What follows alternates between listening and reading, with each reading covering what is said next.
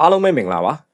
Story of တောင်ဟွာမှပြန်လဲကြိုဆိုလိုက်ပါတယ်ဒီနေ့မှာတော့နွားကြောင်သားလေးရဲ့နတ်ဖျားမှတ်တမ်းစာတဲ့အခန်းစာများကိုတင်ဆက်ပေးသွားမှာဖြစ်လို့ကျွန်တော်ရဲ့ channel လေးကို like and subscribe လုပ်ထားဖို့တောင်းဆိုလိုက်ပါရစေနွားကြောင်သားလေးရဲ့နတ်ဖျားမှတ်တမ်းအခန်း18ဝိညာဉ်တရေသားနယံကွဲခြင်းရှန်ချင်းရဲ့မျက်နှာဟာဒေါသကြောင့်ရှုံမဲ့သွားပြီးအလွန်ရုပ်ဆိုးသွားတယ်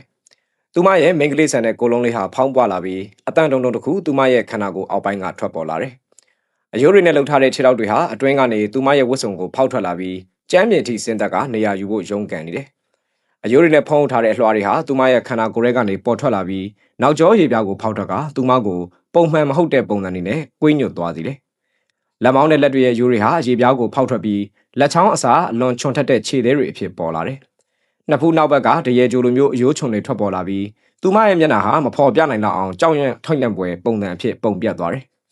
သူမရဲ့ခန္ဓာကိုယ်ဟာရှည်လျားလာပြီးပုံမထူထဲလာကအယိုးတွေနဲ့လှုပ်ထားတဲ့ကင်းချင်များကြီးတစ်ကောင်နဲ့တူသွားတယ်။ဒီထဲကိုအခုပဲဝင်ခဲ့စမ်းလို့သူမကအော်လိုက်တယ်။သူမရဲ့အတန်ကမိမအများကြီးရဲ့အော်ဟစ်တန်တွေနဲ့တူနေတယ်။ချင်းမှုဟာရိုးကင်းချင်များကြီးများကိုကြည့်ပြီးမျက်နှာမှာအံ့အားသင့်မှုတွေပေါ်လာတယ်။ပြီးတော့ခေါင်းခါပြီးမဝင်ဘူးလို့ပြောလိုက်တယ်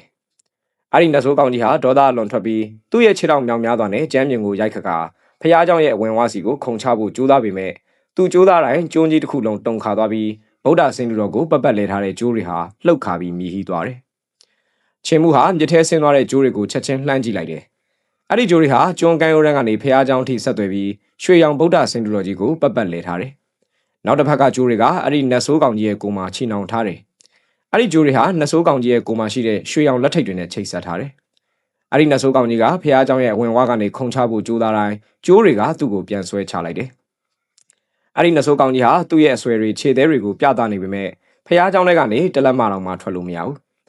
ဒီခြေတွေကြားထဲမှာချင်းမှုဟာတည်ငြိမ်သွားပဲဖះเจ้าဘက်ကိုနောက်ပြန်လှည့်ပြီးသူ့ရဲ့ခွန်အားတွေပြန်ကောင်းလာဖို့အရှင်သခင်ခန္ဓာကိုယ်၃ခုနီးစနစ်ကိုကျင့်ကြံနေတယ်မကြခင်မှာပဲနောက်ကဆူညံတဲ့နေငြိမ်သက်သွားတယ်ကျိုးတွေကြောင့်လွတ်မြောက်နိုင်ခြင်းမရှိတဲ့အဲ့ဒီနဆိုးကောင်ကြီးဟာသူ့ရဲ့ဒေါသကိုဗုဒ္ဓဆင်းတော်ကြီးစီလှည့်ပြီးဟဲ့ကောင်ကတုံးရိတ်ထားတဲ့ဖုန်ကြီးမင်းမဲငါ့ကိုဒီမှာထိန်းထားတာငါ့ကိုငတ်မသေးသေးအောင်လုပ်နေတာလားဒီကလေးလေးကစွန့်ကြိုင်အောင်မဆက်သားခဲ့ဘူး။ဘာလို့ငါ့ကိုသူ့ကိုမစားခိုင်းတာလဲလို့အော်ဟစ်တယ်။အဲ့ဒီနဆိုးကောင်ကြီးဟာဒေါသထွက်ပြီးဗုဒ္ဓဆင်းတော်ကြီးကိုလှည့်ပတ်နေရင်သူ့နောက်ကအယိုးဖြူတွေအများကြီးကိုလှည့်ချပစ်လိုက်တယ်။ဒါပေမဲ့ဆင်းတော်ကြီးကတော့လုံးဝမလှုပ်ရှားဘူး။ချင်းမှုဟာတိတ်တဆိတ်သူ့နောက်ကိုခိုးကြည့်လိုက်ပြီးအံ့အားသင့်ကပြန်လှည့်လိုက်တယ်။အဲ့ဒီအယိုးတွေအားလုံးဟာလူအယိုးတွေဖြစ်နေတာပဲ။ဒီပျက်စီးနေတဲ့ဖះเจ้าတွေမှာလူဘယ်နှယောက်သေးခဲ့ရလဲဆိုတာခံမှန်းလို့တော့မရဘူး။မကြခင်မှာပဲဖះเจ้าတွေကနတ်ဆိုးကောင်ကြီးဟာငြိမ်သက်သွားပြီးအယိုးတွေအားလုံးကိုပြန်ကောက်ကဗုဒ္ဓဆင်းတော်ကြီးရဲ့နောက်ကဖုံးကွယ်ထားတဲ့နေရာမှာပြန်ထည့်လိုက်တယ်။ပြီးတော့ဖះเจ้าရဲ့ဝင်ဝါစီကိုပြန်သွားပြီးချင်းမှုရဲ့နောက်ကျောကိုသွေးရဲရဲမျက်လုံးတွေနဲ့စိုက်ကြည့်နေတယ်။ကရုံးရိတ်ထားတဲ့ဖုံးကြီးဒါကငါတို့ရဲ့တကားဝမှာရှိတဲ့အသားပဲမင်းနားလေလား။တကားဝမှာရှိတဲ့အသားလို့ပြောရင်ချင်းမှုရဲ့ကောင်းနောက်ကိုစိုက်ကြည့်နေတော့သူ့ပါဇက်ကနေတတွေးတွေမျောကြလာတယ်။ခဏကြာတော့သူဟာမိန်းကလေးငယ်လေးရှန်ချင်းအားပုံစံကိုပြန်ပြောင်းလိုက်တယ်။ဝက်ဆောင်ရဲ့ကျိုးတစ်ချောင်းဟာသူ့ရဲ့ပခုံးကောင်ကနေရှော့ကျသွားပြီးလာပါအောင်လူငယ်လေးရှက်စရာကိစ္စတွေအတူတူလုပ်ကြရအောင်လို့ရီမောပြောလိုက်တယ်။ချိန်မှုမှာခိုင်မာတဲ့စိတ်ဆန္ဒရှိတာကြောင့်သူ့ကိုစီယုံသိမ်းတဲ့နာကိုဂရုမစိုက်ပင်နေနိုင်ခဲ့တယ်။သူ့ရဲ့ခွန်အားနဲ့သွေးစွမ်းရည်တွေပြန်လဲကောင်းမွန်လာတဲ့အခါဒီနေ့ချင်းချင်မှုကတိတိတသားတိုးတက်မှုတွေရခဲ့တယ်လို့သူခံစားရတယ်။ချိန်မှုရဲ့စိတ်နှလုံးကနည်းနည်းလှုပ်ရှားသွားပြီးဝိညာဉ်တရေသားနယံကိုနောက်တစ်ကြိမ်ထိုးဖောက်ဖို့သူ့ရဲ့သွေးစွမ်းရည်ကိုစူတီးပြီးနတ်ဆိုးရဲ့တခြင်းကိုအသုံးပြုဖို့စဉ်းစားလိုက်တယ်။ချီကဲတူတမမော်ရီဘောရီဘောရေတမမော်ရီချီကဲတူဘောရေတမမော်ရီချင်းမှုရဲ့သွေးစွမ်းရည်တွေသူ့ရဲ့ဝိညာဉ်တရေသားနယံစီကိုစီးသင်းလာချိန်မှာပဲရှေးဟောင်းဖះเจ้าအတွင်းပိုင်းကနေတထိတ်ထိတ်မြည်တံတစ်ခုထွက်ပေါ်လာတယ်ဗုဒ္ဓရဲ့ရွှေရောင်ရွက်ပြားတွေပေါ်ကထူးဆန်းတဲ့အမှတ်သားတွေထဲကနေသွေးရောင်အလင်းနှံတွေစီးသင်းလာပြီးအဲ့ဒီရွက်ပြားတွေကိုဖုံးလွှမ်းကတောက်ပတဲ့ရွှေရောင်အလင်းနှံတွေထွက်ပေါ်လာစေတယ်ပြင်းထန်တဲ့တုန်ခါမှုတွေကြားမှာရွှေရောင်ရွက်ပြားတွေနဲ့ဖုံးလွှမ်းထားတဲ့ရွှေရောင်ဗုဒ္ဓဆင်းတုတော်ကြီးဟာမျက်လုံးတွေကိုဖွင့်လိုက်ပြီးမျိုးချလို့မရတဲ့စွမ်းအားတစ်ခုကိုထုတ်ထွင်းလိုက်တယ်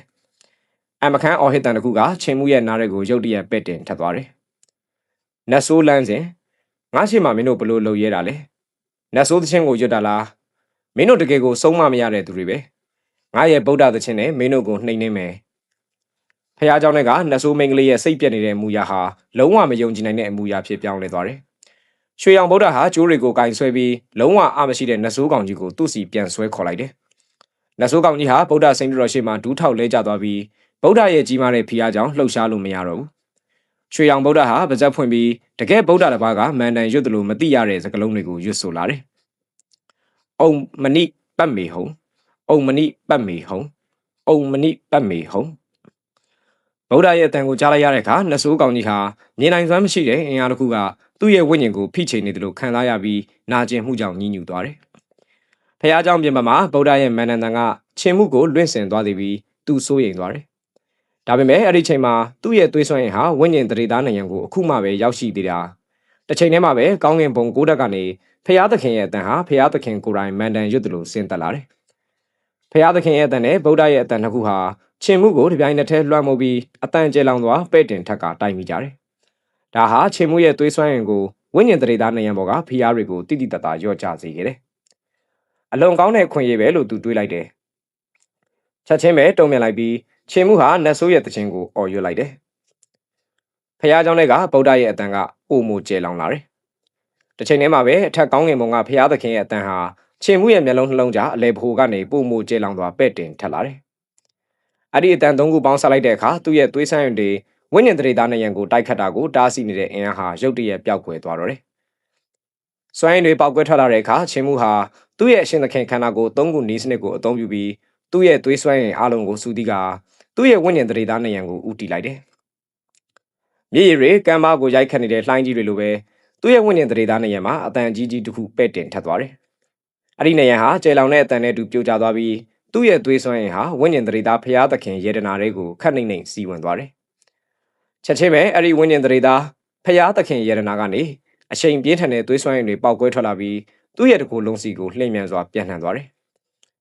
စီးတဲ့နေတဲ့သွေးစွမ်းရည်တွေဟာသူ့ရဲ့သပင်နဲ့အရေးပြားထိပြင်းထန်သွားပြီးသူ့ရဲ့ကိုယ်ပေါ်ကသပင်တစ်ချောင်းချင်းစီဟာမတ်ထောင်သွားသေးတယ်။ဝိညာဉ်တရေသားနိုင်ငံဟာလုံးဝပျက်စီးသွားပြီ။နိုင်ငံကွဲခြင်းအောင်မြင်သွားပြီ။ဒီရလကချင်းမှုကိုအံ့အားသင့်သွားသည်ပြီးနတ်ဆိုးရဲ့တခြင်းကိုရွတ်ဆိုတာကိုရက်လိုက်တယ်။ဖျားသခင်ရဲ့အတန်ဟာထင်မှတ်မထားပဲပျောက်ကွယ်သွားပြီးပြိုင်မဲ့မရှိတော့တဲ့အခါဖျားเจ้าတွေကရွှေရောင်ဗုဒ္ဓရဲ့အတန်ဟာလည်းရပ်တန့်သွားတယ်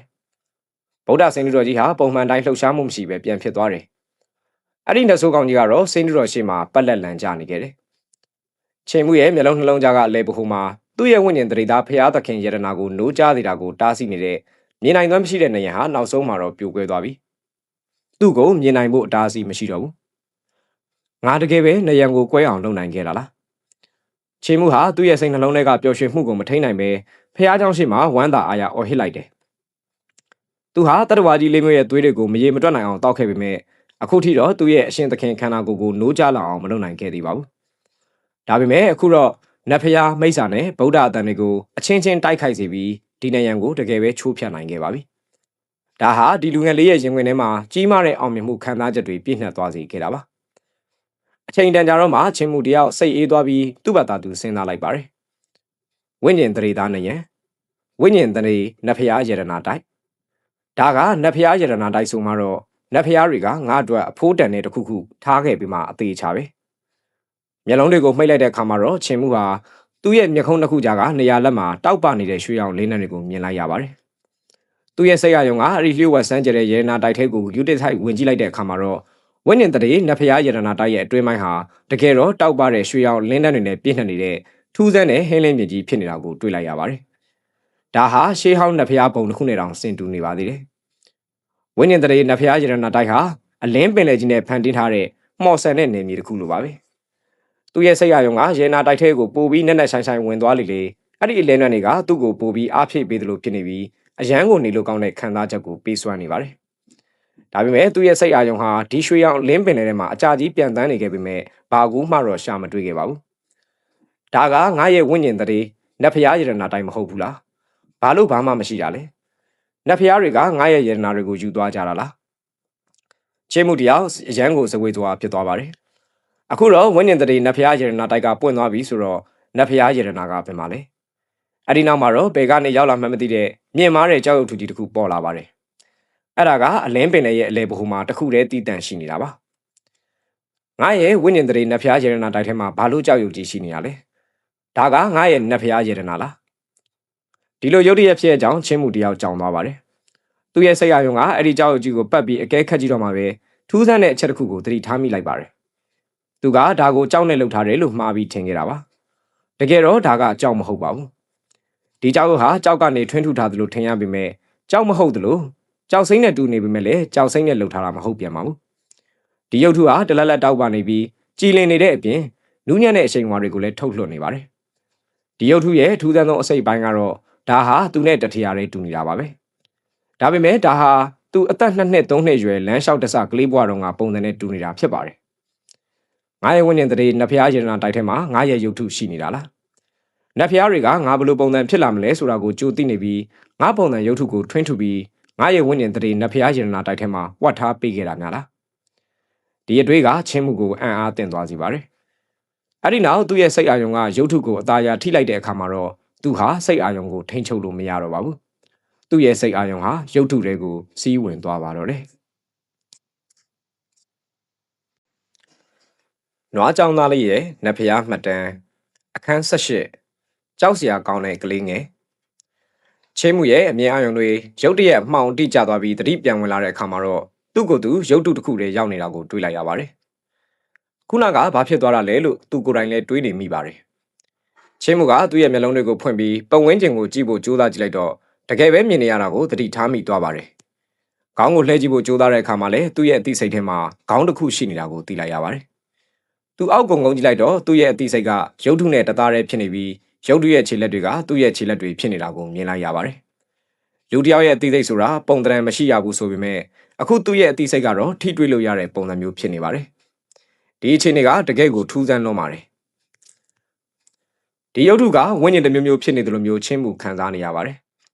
ဒါကစွမ်းရင်တစ်ခုဒါမှမဟုတ်ဝိညာဉ်တစ်ခုနဲ့တူနေပေမဲ့နှစ်ခုလုံးတော့မဟုတ်ပြန်ပါဘူးဒီခံစားချက်ကိုရှင်းပြဖို့သူတော်တော်လေးခက်ခဲနေပါတယ်ဒီရုပ်ထုကငါရဲ့ဝိညာဉ်တရေဖြစ်နေတာလားငါရဲ့အသိစိတ်နဲ့ပေါင်းသိလိုက်မှဒါကနိုးထလာတာလားဝိညာဉ်တရေနဖျားရတနာတိုက်ဆိုတာဒါကိုပြောတာလားချင်းမှုကသူ့ရဲ့ဝိညာဉ်တရေမျက်လုံးတွေကိုပုတ်ခတ်လုပ်ရင်းအဲ့ဒီအချိန်မှာပဲအကြောင်းအရာတော်တော်များများကိုနားလည်သွားခဲ့ပါတယ်လူခန္ဓာကိုယ်ရဲ့ကြီးမြတ်တဲ့နတ်ဗန္နာ9ပါးထဲမှာဝိညာဉ်တရေနဖျားရတနာတိုက်ကပထမဆုံးဖြစ်ပါတယ်ဒါပေမဲ့ပုံမှန်အားဖြင့်တော့ဒီနတ်ဗန္နာကပိတ်လောင်ခံထားရတတ်ပါတယ်တာမန်လူတွေကဒါကိုမဖွင့်နိုင်ကြတဲ့အတွက်သူတို့ရဲ့ဝိညာဉ်တရေကိုလည်းနိုးထအောင်မလုပ်နိုင်ကြတာဖြစ်ပါတယ်တစ်ဖက်မှာတော့ဝိညာဉ်တရေခန္ဓာကိုယ်ပိုင်ရှင်တွေရဲ့ဝိညာဉ်တရေနဖျားရတနာတိုက်ကတော့ပွင့်ပြီးသားဖြစ်နေတတ်ပါတယ်ဒါကြောင့်သူတို့ကကိုက်နေတဲ့ဝိညာဉ်သွေးကိုသုံးပြီးတော့သူတို့ရဲ့အသိစိတ်ကိုဝိညာဉ်တရေစီလမ်းညွှန်ပေးုံနဲ့တင်နိုးထစေနိုင်တာဖြစ်ပါတယ်ဒါကလူတရားရဲ့ဝိညာဉ်တရေထဲမှာအသိစိတ်ကိန်းအောင်နိုင်တယ်ဆိုတဲ့အတိတ်ပဲပါပဲနတ်ဖျားတွေကလူသားတွေကိုဝိညာဉ်တရေတွေပေးသနာခဲ့တာမဟုတ်ပဲရည်ရွယ်ချက်ရှိနဲ့ပိတ်လောင်ထားခဲ့တာလည်းဖြစ်နိုင်ပါတယ်အဲ့ဒီလိုတွေးနေတော့မှပဲချင်းမှုကသူ့ရဲ့ဝိညာဉ်တရေနတ်ဖျားရတနာတိုက်အပြင်ဘက်ကနေအလင်းပင်လေတွေကိုစီးဝင်လာတဲ့ဇီဝစွမ်းရည်တွေကိုခံစားလိုက်ရပါတယ်သူ့ရဲ့တင်းငယ်တဲ့ဝိညာဉ်တရေလေးကဇီဝစွမ်းရည်အစအနာတွေကိုဆုပ်ယူလိုက်ပြီးအဲ့ဒီစွမ်းရည်တွေကနှာခေါင်းကနေတဆင့်အဝင်ထွက်လုံနေတာကချင်းမှုကိုတကယ့်ကိုတက်တောင့်တက်တာရှိနေပါတယ်ဝိညာဉ်တရေလေးကအသက်တစ်ခါရှူသွင်းလိုက်တိုင်းသူ့ရဲ့ဇီဝစွမ်းရည်တွေကပို့ပြီးတော့တန့်စင်လာပါတယ်ဒါအပြင်သူ့ရဲ့ဝိညာဉ်တရေလေးကပတ်ဝန်းကျင်ပင်လယ်ပြင်ကရွှေရောင်လင်းတန်းတွေကိုပါဆုပ်ယူနေတာကိုချင်းမှုတတိထားမိလိုက်ပါတယ်အဲ့ဒီလင်းတန်းတွေကဇီဝစွမ်းရည်တွေနဲ့တူသူ့ကိုယ်ရဲ့ကိုစီးဝင်သွားပြီးဇီဝစွမ်းရည်တွေနဲ့ရောနှောသွားပါတယ်ဒါပေမဲ့ဒါကဘာအတွက်လဲဆိုတာကိုတော့ချင်းမှုသိချာမသိသေးပါဘူးသူကဝိညာဉ်တရေလေးကိုထားရက်ဖို့ကြိုးစားကြည့်ပေမဲ့ဒီကလေးလေးကမလှုပ်ရှားနိုင်တယ်လို့မတ်တက်တောင်မရက်နိုင်သေးတာကိုတွေးလိုက်ရပါတယ်ဝိညာဉ်တရေကိုဘယ်လိုလှုပ်ရှားအောင်လုပ်ရမလဲရွာကိုပြန်ရောက်ရင်တော့ရွာလူကြီးအဖွားစီနဲ့ကြံတဲ့သူတွေကိုမေးကြည့်ရမယ်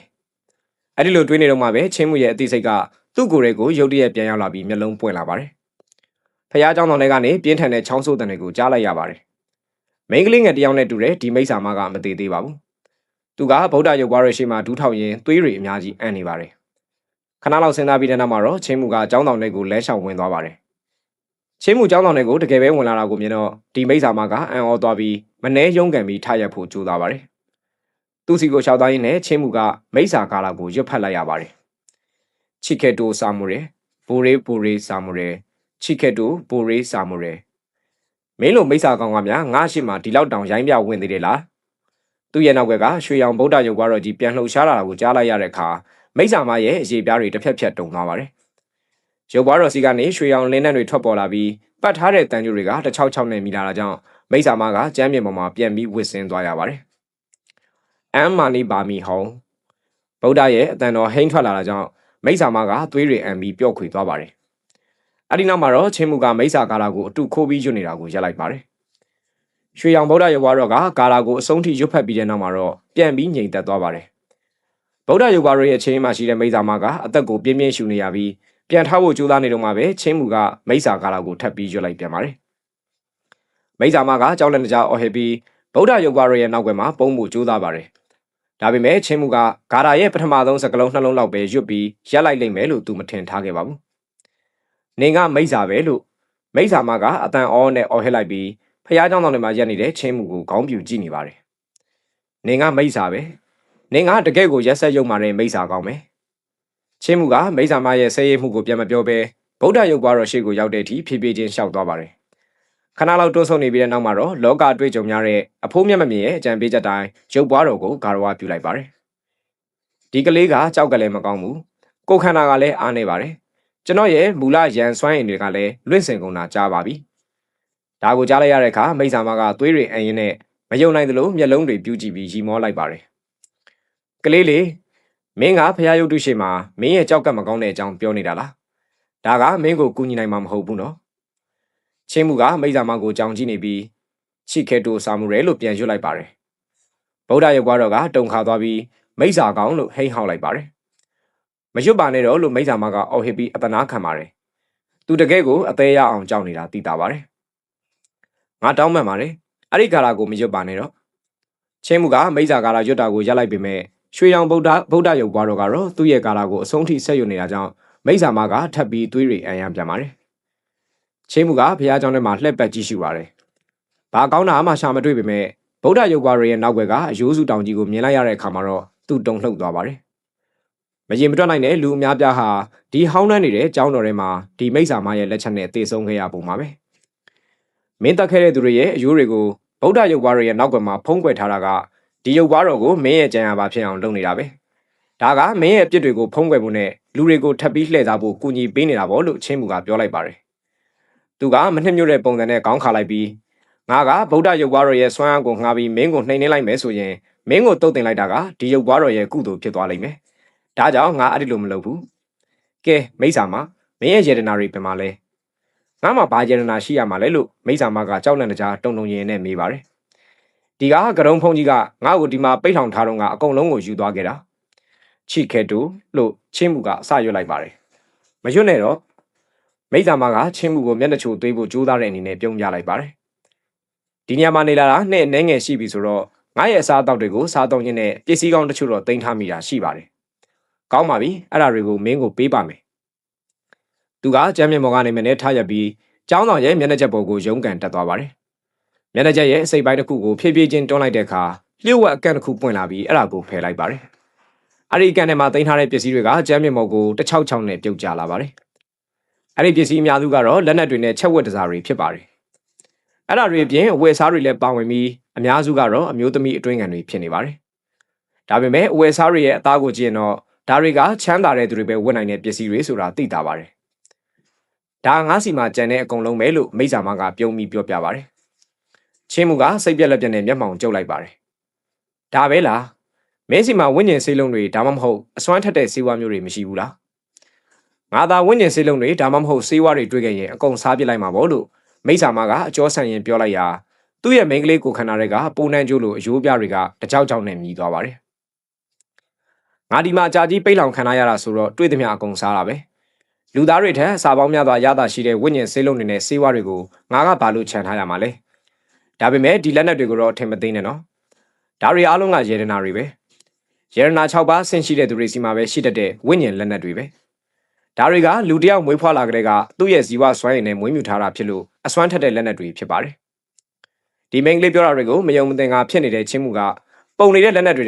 ငန်းတောင်ဓာတ်တစ်လက်ကိုကောက်ကင်လိုက်ပါတယ်။သူ့ကြောမှာလွှဲထားတဲ့ဝက်သက်တာနဲ့ရှင်းလိုက်ရင်ဒီဓာတ်ကတော်တော်လေးကိုလေးလံနေတာပါ။ဒါပေမဲ့ထူးဆန်းတာကတော့သူ့ရဲ့ဝက်သက်တာကပိုကြီးပေမဲ့ရိုးရိုးသားသားမြင်တွေ့နေကြဒီဓာတ်ထက်အများကြီးပိုပေါ့နေတာပဲဖြစ်ပါတယ်။ငန်းတောင်ဓာတ်ကပိုရှည်ပြီးကျင်းမြောင်းပေမဲ့ဝက်သက်တာကတော့ပိုကျယ်ပြီးထူထဲလာပါတယ်။ဝက်သက်တာကိုမြဲမြဲစုပ်ကိုင်ပြီးဝှေ့ရမ်းလိုက်ကချင်းမှုကဓာတ်နှစ်လက်ကိုတက်လက်နဲ့တက်လက်ခတ်ဖွားဖွားလေးရိုက်ကြည့်လိုက်ပါတယ်။